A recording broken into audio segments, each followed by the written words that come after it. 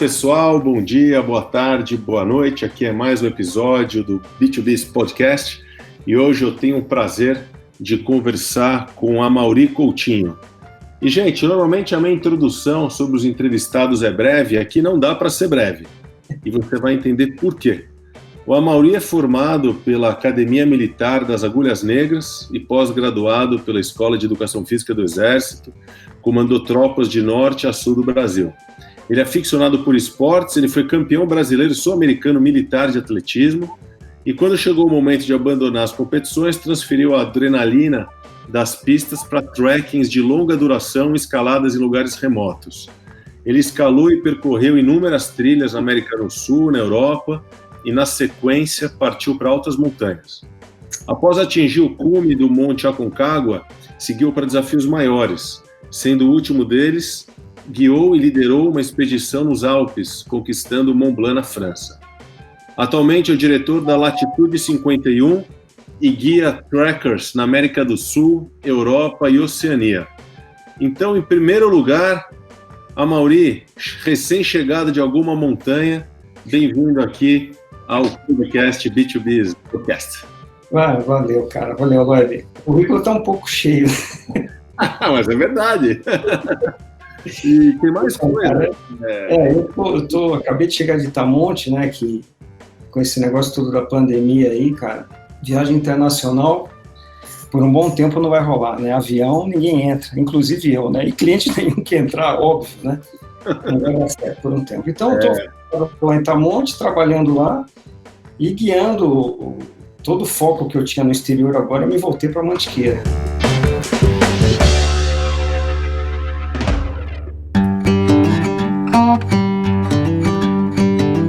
Amaury, vamos começar aqui. Eu vejo no site, inclusive, parabéns, o site da Latitude 51, super bacana, fotos incríveis, destinos, e tem alguns números interessantes, né? 19 países visitados, mais de 6 mil quilômetros caminhados. Então vamos começar por esse número, 6 mil quilômetros caminhados. Onde você se mete, Amaury? Que buraco que você entra, que buraco que você sai? Conta aí. Cara, é o seguinte, o foco da empresa, né, é a Patagônia. Tá? Eu trabalho ali entre os meses de novembro até março, né, no verão do Hemisfério Sul, e ali a gente faz um monte de trekking, alguns bem conhecidos, como o Torres del Paine, né, famosíssimo, tem a Carretera Austral, que depois nós vamos entrar nesse papo, né, que foi por aí que a gente se conheceu, e Ilha Navarino, Cabo Froade, Vulcão Vila Rica, cara, é uma imensidade na Patagônia. Aí também a gente trabalha forte na Argentina, na região ali de Chaltén, né, dos glaciares argentinos, e também na Europa, nos Pirineus, nas Dolomitas, agora na Croácia também, na Eslovênia, e muito na Nova Zelândia. Nova Zelândia é um paraíso na Terra, né? Eu digo que é a Patagônia com acabamento. Olha, e vou falar, a prova de que essas viagens fazem bem é que o Amaury tem pinta de 50 anos no máximo, tem aquela cara boa, sabe aquela cara boa do lobo do mar, assim? Uma barba cerradinha, uma pele curtida. Então eu tenho certeza que essas viagens aí te fazem muito bem. Eu tenho uma curiosidade aqui, pessoal, que vocês não vão acreditar. Vocês podem estar pensando que eu conheci a Amaury numa viagem, né? Infelizmente não, apesar de eu ter ido para a Patagônia já também, já fui para alguns lugares que ele mencionou. Na verdade, eu conheci a Amaury na fila de uma prova do Detran. Eu e ele perdemos a carteira de motorista, não vem ao caso aqui, mas eu acho a razão pela qual eu acho que tem muito radar, realmente, sacanagem, velocidade baixa. Juro aqui, vocês podem acreditem em mim, eu não fiz nenhuma contravenção. É aquela multa de 50 por hora que podia andar a 40, depois vira para 50, estava 60, enfim. E aí minha mulher tomou umas multas, estava no meu nome. Aquelas desculpas que todo mundo tem. Mas eu estava lá na fila, lá meio que na freguesia do Oca, em São Paulo, né, umas 20, 30 pessoas. Ele estava injuriado lá, estava bravo, eu também. Uma condição péssima ali, se chovesse a gente ia se ferrar. Papo vem, papo vai, ele me conta que está voltando do Chile e a gente se conheceu. De onde você estava voltando, Amaury? Cara, eu estava voltando da Carretera Austral. Foi uma coincidência tremenda, cara. Eu estava até pensando nisso quando estava vindo para cá. fazer a entrevista, que é o seguinte, eu trabalho na Carretera Austral, a Carretera Austral ela tem 1.240 quilômetros por aí, e ela começa lá em Puerto Montt, né, na Patagônia, no norte da Patagônia, e vai até o extremo sul da Patagônia, em O'Higgins. Só que eu trabalho somente o lado sul da Carretera Austral, que vai de Coyhaique até O'Higgins. E eu estava precisando eu preciso desenvolver o lado norte, mas eu não tive tempo. Eu voltei para o Brasil pensando nisso, cara, eu preciso dar um jeito de chegar lá para o lado de Futaiurufu, preciso ir para o lado lá de Puerto Montt, eu não tenho tempo, cara. Como é que eu vou fazer? Eu preciso conhecer alguém lá para me ajudar. Porque o que acontece? Eu monto parcerias nas cidades que eu vou. Então eu tenho que ter um amigo, né? Um cara que seja chileno, seja lá de onde for. Cara, aí a gente começou a conversar, você começou a falar que foi para a Patagônia, foi para a Carretera Austral e foi para Futaiurufu, lá no Pata do GG. Eu falei, não acredito, cara. Não, mas foi assim uma coisa meio...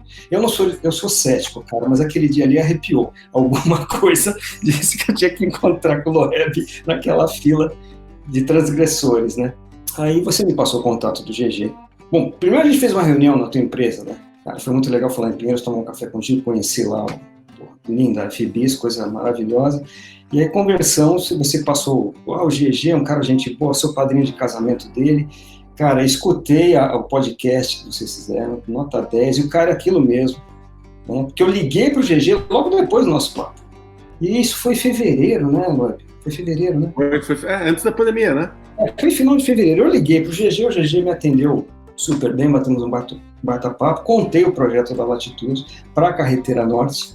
Ele, não, cara, vem aqui, a próxima vez que você descer aqui para a Patagônia, passa aqui para a gente tomar um café, tomar um vinho, sei lá, vamos conversar, fica uns dias aqui para você entender o que é a Pata, que eu quero transformar aquilo lá numa base para os brasileiros, né, que fazem a carreteira comigo. E tudo bem, vamos nessa. E eu já tinha uma viagem engrenada para 15 dias para frente, não sei se você lembra. Eu ia para lá, cara... Pandemia.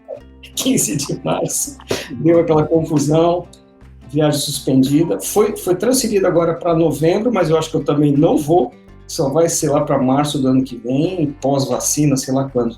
Agora, como o assunto aqui é negócio, e você tem o seu negócio, que alguns talvez diriam que é um dos melhores empregos do mundo. Eu sei que quem...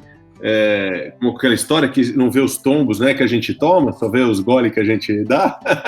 Eu sei que não é fácil, mas você, poxa, viaja para lugares maravilhosos, incríveis, e é um negócio muito voltado a essa dinâmica empresarial. Eu consigo enxergar assim, eu vejo que, da conversa que a gente teve, eu lembro que você falou que tem grupos de profissionais que viajam, ou pessoas, executivos, que buscam desafios ainda maiores. Você consegue fazer uma relação entre o mundo corporativo e as viagens que você faz? Totalmente. Então, é um paralelo, né, Loeb? Porque uma expedição, vamos dar um exemplo bem claro, assim, uma expedição como o trekking da Ilha Navarino, né, que fica ali no Cabo Horn, indo para a Antártida. É um trekking de 5 dias, onde a gente tem que montar uma logística, a gente tem objetivo diário, objetivo intermediário, objetivo final, a gente tem que se alimentar, a gente tem que navegar, a gente tem que se proteger do frio e corrigir rota todo dia. Então, para o empresário, cara, aquilo ali é um prato cheio, é um mundo de experiências que ele tem e são, assim, todas inesperadas, e como acontece no mundo corporativo.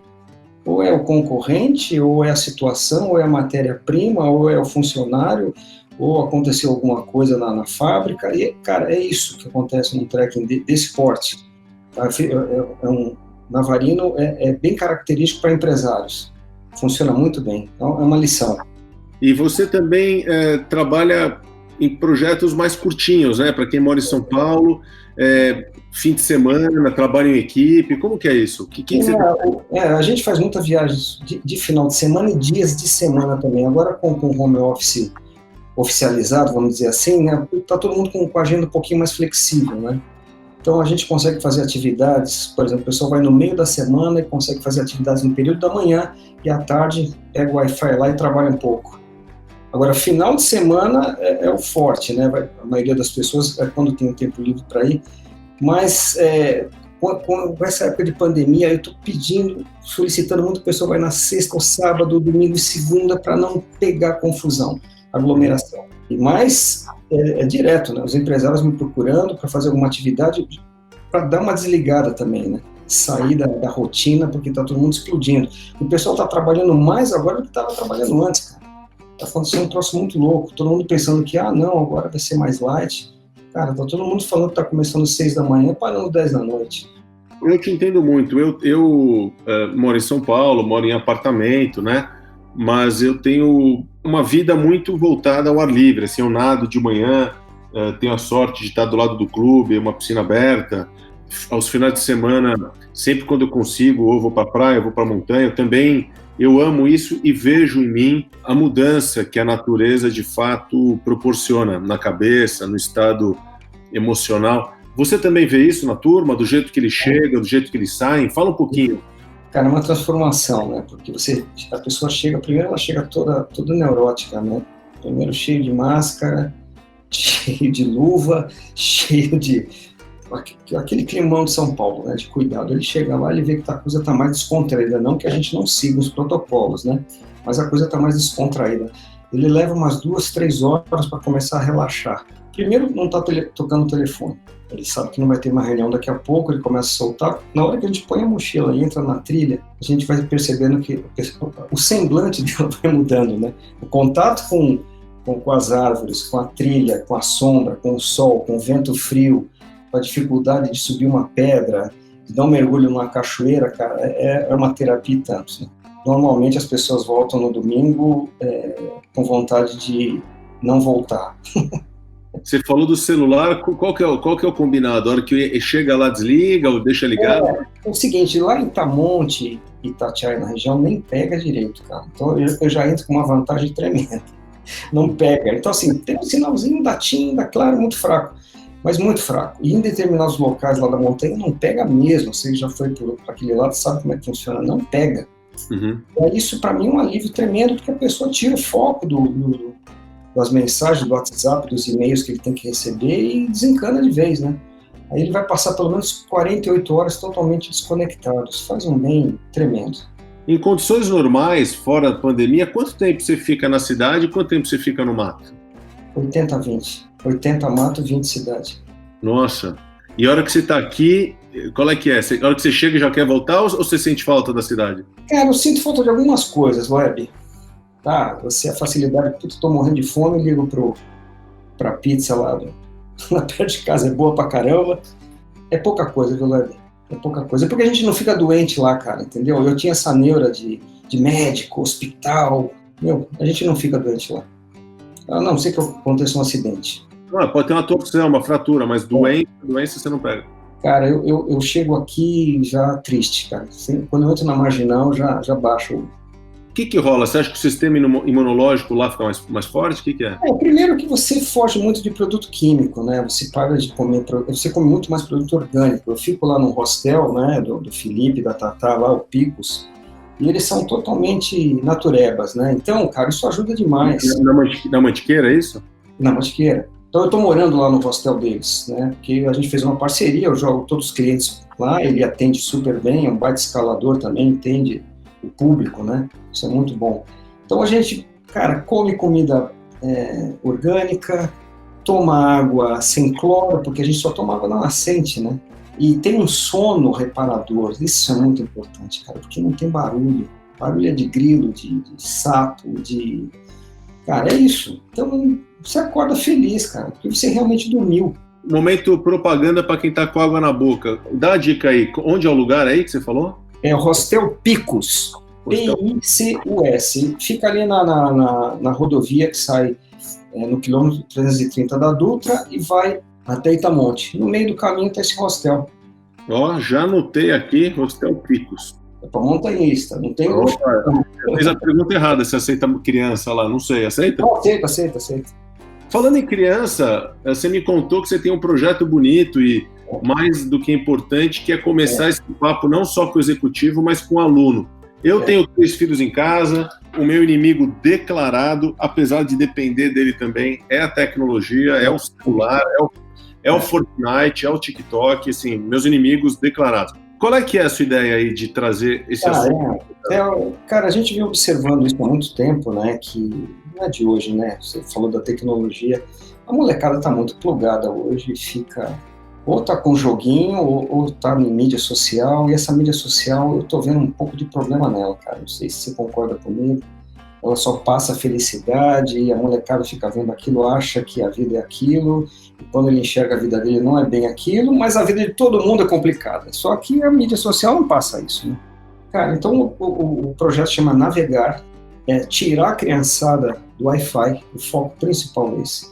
Colocar em contato com a natureza, desde o básico, desde montar uma mochilinha, acampar, cozinhar, fazer necessidade fisiológica, poder navegar com uma bússola, nadar num rio, subir uma montanha, cara, e por aí fora. Só que não é um projeto que eu chamo, eu brinco com todo mundo, né, que não é uma palestra motivacional de final de semana. Eu acho que só funciona se for um projeto a longo prazo. A criança começar no básico e terminar o ano com uma expedição internacional, sabe, uma coisa grande, onde ele vai passo a passo, lidando com todas as dificuldades da montanha, do convívio social, do convívio na mata, acampando, fazendo tudo isso que eu falei anteriormente, desde cozinhar, fazer necessidade por aí fora. Então, a gente dá uma desplugada no garoto, na garota, até o final do ano. Começa em março e vai até novembro. Aí eu acredito que funciona. Então, o projeto Navegar é diferente de uma atividade que normalmente as escolas propõem, que vamos passar um final de semana numa fazenda, um hotel fazenda. Não, não é isso. É um projeto muito mais amplo e educacional até, né? E já existe na prática ou está no momento teórico? Nós estamos no Colégio Bandeirantes, né? E o Colégio Bandeirantes fechou com a gente, e a gente não quer ampliar o leque agora porque é bem complexo. Porque além de tudo que você tem que transmitir para a garotada, tem um lado de segurança, né? Não é tão simples. Demanda muita mão de obra, muitas pessoas especializadas, psicólogos, e fazer com que os professores da escola, o corpo diretivo da escola incorporem a coisa, né? E eles estão gostando, só que nossa amiga pandemia complicou o meio de campo e a gente só está fazendo palestra via internet para os alunos, que não é o ideal, né? O foco do negócio é ter experiência mesmo outdoor. E interessante, o assunto aqui, né, do podcast é negócios entre empresas, B2B, né? E aqui fica um exemplo claro, né? Você fez um negócio com uma outra empresa, né? Com o Colégio Bandeirantes, né? Então, Atitude 51 com o negócio. E aí, é claro que você vende projetos para pessoa física, mas eu imagino que projetos corporativos fazem parte da sua estratégia. Fazem parte. É lógico, trabalhar com empresário, com diretores de empresa é muito bacana, mas a garotada é muito legal. Eles têm ainda espaço na memória, né? A memória RAM deles tem espaço. Eles estão mais receptivos, né? A garotada é muito legal.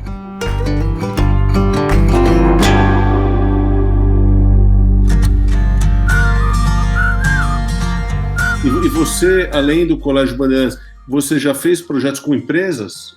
Não, sim, tem empresas que... Bom, além das palestras, né, que a gente faz sobre alguma determinada escalada em si, as empresas me contratam, agora, quando em novembro, dia 21 de novembro, eu vou levar uma empresa com 10 gerentes, né? Então, esses gerentes, cada um tem o seu lado forte, o seu lado fraco, onde nós vamos trabalhar na montanha, numa escalada, vamos escalar o Pico das Agulhas Negras, vamos participar de todo o processo, né, desde a logística e execução em si da operação, cada um com uma função, transformar um pouquinho o modo de pensar deles em situações críticas, né, que esse é o ponto, normalmente ponto falho de alguns, né.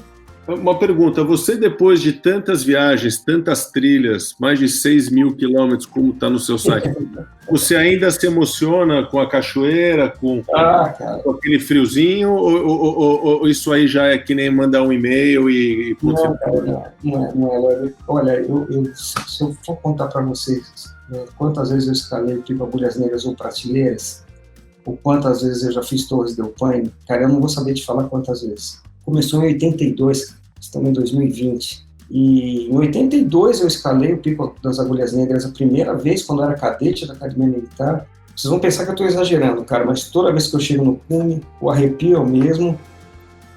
E eu sinto essa emoção nos clientes, né?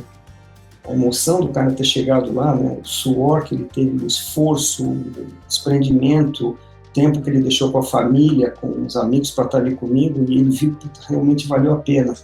E o cara chega lá e me dá aquele abraço, sabe? É bom demais. Quanto tempo é de escalada Agulhas Negras? Agulhas Negras, se a gente está com uma turma mediana, vamos levar umas 4 horas para subir, e mais meia hora tirando foto do cume, mais 3 horas para descer. Saindo da onde? De que cidade? A gente entra no Parque Nacional de Itatiaia, né, na parte alta ali, e caminha aproximadamente 1 hora para chegar na base, 3 horas de escalada, que é a parte legal da história, né, e meia hora tirando foto, 3 horas para descer. E pertence ao município de Resende ali, na verdade, né. Tá, mas só que a gente, quem sai de São Paulo não chega até Resende. Entra na Dutra antes ali, Engenheiro Passos, um vilarejozinho, né, e sobe para a parte alta do parque, é muito legal. Você tem que falar comigo, hein, Lobby? Vou. Você está falando, o site aqui do Picos eu já entrei, Ecoturismo Sustentável, adorei, curso de escalada, primeiro módulo, não, me aguarda, pode ter certeza que... Leva garotada, eles vão gostar. Não precisa falar de novo. Você falou das, enfim, variáveis que acontecem no mundo corporativo e também nas viagens. Conta um perrengue forte aí que aconteceu já, uma virada de tempo, ou alguém querer voltar. Conta aí. Teve uma braba, cara. A gente, por coincidência, foi na Ilha Navarino e entrou uma nevasca. Estava previsto uma virada de tempo, só que não virou o tempo, só virou o tempo. Virou feio, cara. Entrou uma nevasca onde a gente teve que se abrigar. Nós estávamos em 5 pessoas e a gente tinha uma barraca para 3 pessoas e uma barraca para 2 pessoas. A de 3 era mais forte, uma barraca para alta montanha. Cara, tivemos os 5 entrar na barraca e os 5 ficar segurando a barraca para aquela barraca não voar para a Antártida, cara. Foi um negócio assim. Eu consegui captar algumas imagens, né? No YouTube tem algumas, só que quando a tempestade entrou, porque depois não deu para filmar mais nada, que aí era, vamos se salvar, né? E o ano passado, uma menina, cara, no Mont Blanc, ela teve uma alergia e a gente teve que baixar essa menina, né? A gente estava perto de Chamonix, por sorte. A Carol, que me ajuda, né? Ela desceu para a menina e graças a Deus deu tudo certo, cara. Por isso a gente tem que ter sempre gente boa perto, gente capacitada, que mantenha a calma naquela situação crítica, sabe? Parece que está totalmente fora de controle, mas a gente tem que manter a calma e resolver.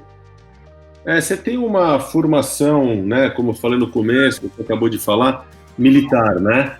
Como que fica essa experiência sua que, de um lado, tem todo esse rigor, esse treinamento, esse controle, como que isso convive com o turismo? Se convive ou não? Onde que você fica aí? Você fica mais...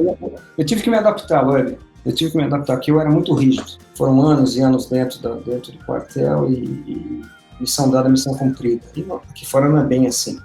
A gente tem que estudar melhor o limite das pessoas, entender psicologicamente como ela é, como ela lidar com o desconforto, com o esforço físico, em situação tensa, é diferente. Mas é por isso que a gente estuda bastante as pessoas aqui na Mantiqueira antes de levar para uma expedição maior. Eu tenho que entender o perfil dela para colocar no grupo certo também. Isso é muito importante. Eu não posso colocar uma pessoa tensa com uma pessoa muito descontraída, uma pessoa forte com uma pessoa muito fraca. Eu tenho que equacionar isso para não ter atrito. E algumas viagens que são mais, vamos dizer, mais fortes, né, como o Navarino ou mesmo na Nova Zelândia, que é dentro do motorhome. Imagina, eu coloco 5 pessoas ali totalmente diferentes, cara, vai dar ruim, né? Como diz o Amir Klink, né? Não vai virar. Você sabe que você, a gente nem combinou, você estava falando, já ia engatar uma pergunta do Amir Klink para você, porque o Amir Klink também é um cara, assim, super, né, organizado, planejador, as coisas são super meticulosas. E a pergunta que eu ia te fazer é se você já teve alguma experiência de viagem sozinho como ele, alguma trilha que você... Já. Eu faço muito isso, Lore.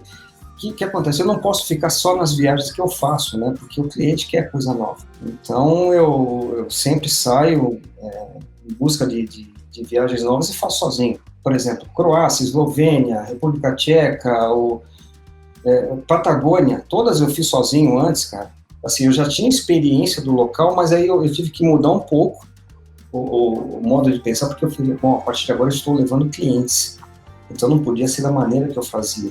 Então eu tenho que fazer de uma maneira mais calma, parar para tirar fotos, o pessoal vai ter que descansar. Porque antes eu fazia, rasgava, né? Fazia do meu jeito. Você fala sozinho, você já ficou sozinho uma semana na montanha? Sozinho? Já. Eu fiquei várias vezes. Sem ninguém? Só você? Só eu. Eu, GPS e minhas anotações. Minha barraca, meu saco de dormir, isolante, comida e pesquisando, cara. A melhor maneira é essa, sozinho. Ali você aprende muito, né? E aumenta muito a autossuficiência, né? Porque a gente tem que ter isso, principalmente em momentos críticos, que você tem que resolver, você tem que pensar e você tem que agir. Não tem coisa melhor do que você estar sozinho pensando consigo mesmo, cara, para isso. E a real é que a gente precisa de muito pouco, né? Tipo, assim, você ali na montanha, tem sua barraca, seu saco de dormir, claro, água, um pouco de comida, meio que acabou, né, cara? Não tem muito mais, né? Isso ensina muito pra gente, cara. Foi até um ponto que eu não toquei, você perguntou que quando a gente leva empresa, ou clientes em geral, eles começam a entender que a vida pode ser muito mais simples. Levar tanta coisa na mochila assim, né? Ele começa a pensar, pô, eu carrego muita coisa. E é uma lição que a gente dá na montanha para eles, né? Por que o cara atrasou? Por que ele tomou uma decisão errada? Por que ele está arrastando muita coisa desnecessária? A vida é assim. Quanto menos, né? Vamos tirando da frente. E difícil, eu acho que as pessoas devem ter momentos de desapego difíceis, né? Não é todo mundo que está preparado. Apesar de querer, a pessoa levou ali 10 camisas e precisava de uma, né? De uma cueca, um short e acabou, né? Por isso que é importante esse preparo todo na Mantiqueira, viu, Lélio? Que a gente faz.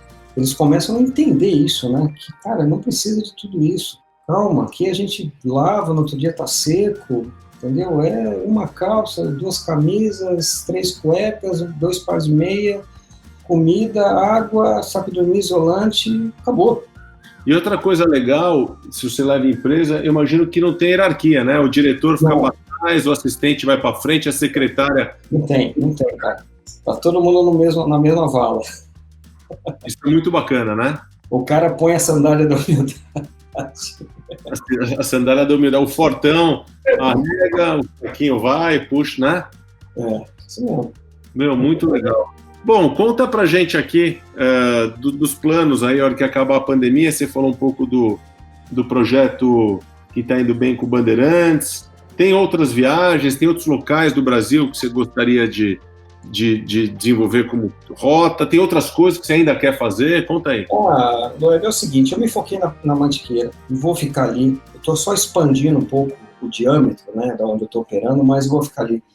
Se você for pensar em Chapada, cara, tem que entrar em avião, é complexo, cara, e tem os guias de lá, né? Na Mantiqueira a turma já me conhece, eu estou em paz, sabe? É igual a história do surfista que invade outra praia, deixa pra rapaziada de lá. Se alguém me perguntar, pô, o que eu faço na Chapada Diamantina, cara, eu oriento, passo, indico até alguns guias de lá, Lençóis Maranhenses, e os cânions no Rio Grande do Sul, mas o meu negócio é Mantiqueira, cara. É grande, né? Tem um lado, como você falou, tem um lado ali de Resende, tem um lado aqui... Da Bocaina também, né? Tem outro lado que cada vez mais eu estou vendo a turma indo para lá, que é Socorro, é o outro lado da... Sim. Se você for prolongar ali para o lado de Visconde de Mauá, Papagaio, cara, nossa, vai embora. Ibitipoca, Airuoca, não acaba, é muito grande. As pessoas falam, eu já fui lá na Mantiqueira. Eu falei, você foi aonde na Mantiqueira? Aqui na Pedra do Baú, cara. Você não tem ideia do que é Mantiqueira. É um mundo. Cara, liga a Cantareira até o final do estado, o início do estado do Rio de Janeiro. É muito grande. E como que você vê a questão da preservação, assim, das nascentes, da natureza? Cara, tem uma coisa que está acontecendo aí meio complicada, né? Que no advento aí da pandemia, muita gente sem noção, sabe? Está fazendo as coisas sem orientação, indo para a montanha, em área de preservação ambiental. E um exemplo bem claro é o Marins, Pico do Marins, aqui ali no Cruzeiro, Piquete. É uma travessia que sai do Marins e vai até o Itaguaré. São 2 montanhas na Mantiqueira, onde durante a pandemia ela não foi fechada. É uma propriedade particular, mas está dentro de área de proteção, e o pessoal está indo à vontade. Só que o pessoal, cara, sem noção, sem orientação, com falta de educação mesmo, está sujando tudo, fazendo necessidade fisiológica na trilha. Cara, ali é o berço da água que vai ali para o Rio Paraíba do Sul, que abastece Rio de Janeiro, o leste ali, extremo de São Paulo, cara, é complicado. Então a gente tenta orientar dentro, eu tenho um projetinho pequeno, né, que é até como a pessoa deve trazer as fezes dela da montanha, para não poluir o lençol freático. Como que se faz isso de uma maneira higiênica? Cara, olha, é difícil, viu, Web? Ele traz o que ele faz em casa, no bairro dele, ele traz para a montanha, entendeu?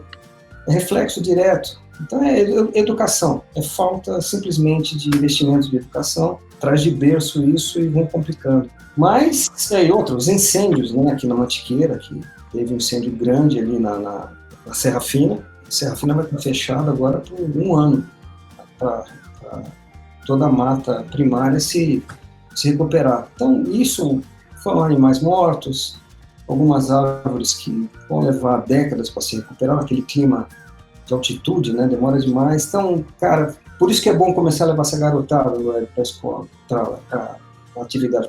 Ele tem que amar a natureza. Se ele não entender o que é aquilo, ficar só no shopping, ou só no Instagram, no Facebook, ele não vai entender o que é isso.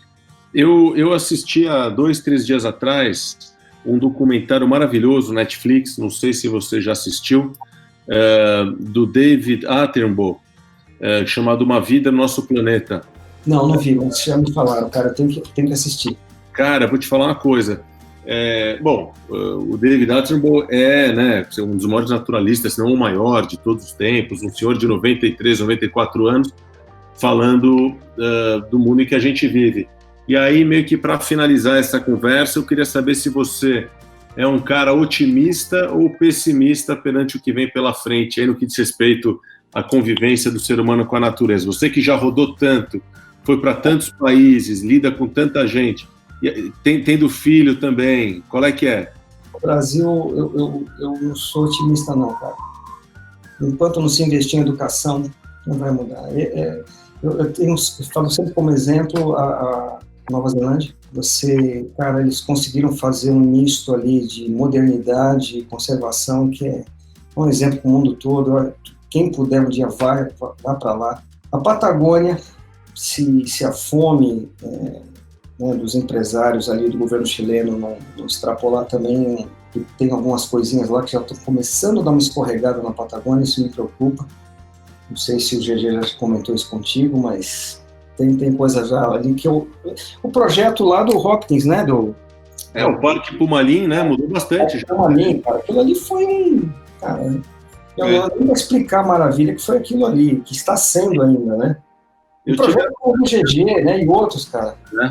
O Pumalim eu tive a sorte de ir lá 3 anos atrás, maravilhoso. E é o que você falou, tem ali uma tensão no ar entre as terras que valem muito e as pessoas querendo desenvolver uma questão imobiliária. Não pode estar no meio, né, cara? Tem que ter equilíbrio. E Alpes também, grandes projetos de conservação, Dolomitas, mas aquilo, né, cara? A gente está falando de países que têm um poder econômico gigante, né? Aqui a gente, além de não ter um poder econômico gigante, a gente tem esse problema crônico da falta de educação, né?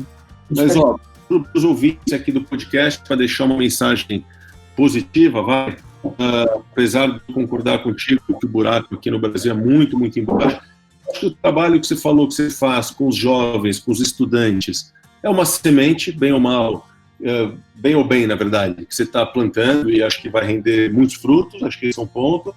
E o segundo, pelo que eu vejo, e convido todo mundo a visitar o site da Latitude 51, cara, pelo sorriso da turma, pelas paisagens que eu vejo e pela emoção que você passa, vou ficar com essa e eu vou ver o copo meio cheio, porque ainda tem muita lenha para queimar. E o mundo traga muitos Amauris aí para transformar a gente num lugar melhor. Mauri, deixa o último recado aí para a gente finalizar esse excelente papo. E o próximo, já te garanto que vai ser ao vivo, em algum montanha aqui perto de São Paulo. Deixa aqui o recado final para a gente. E a gente tem que se encontrar lá no GG, cara. Falar com ele lá, que vai ser maravilhoso, né? Gente, é o seguinte, esse último papo aí que eu falei do pessimismo que eu tenho em relação ao Brasil, cara, é por isso que o Projeto Navegar existe. É botar a garotada tem que partir da base. Se a gente tiver células como essa, multiplicar esse pensamento, a gente vai conseguir conservar. E uma proposta que eu tenho é passar esse projeto para as escolas públicas, né, com apoio do governo estadual, federal, poder levar a garotada de baixa renda para poder vivenciar isso. Porque, estou falando do Colégio Bandeirantes, cara, quem estuda ali tem condições de fazer isso. Mas e o garoto que não tem da periferia?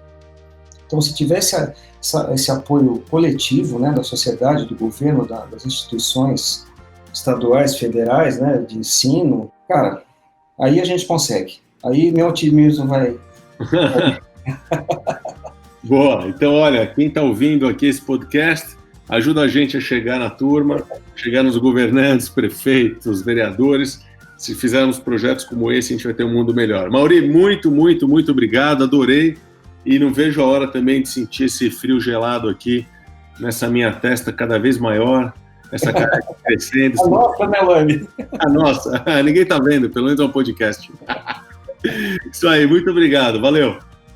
Lani, obrigado pela oportunidade, né, cara? Um abração para todo mundo. Valeu. Obrigado.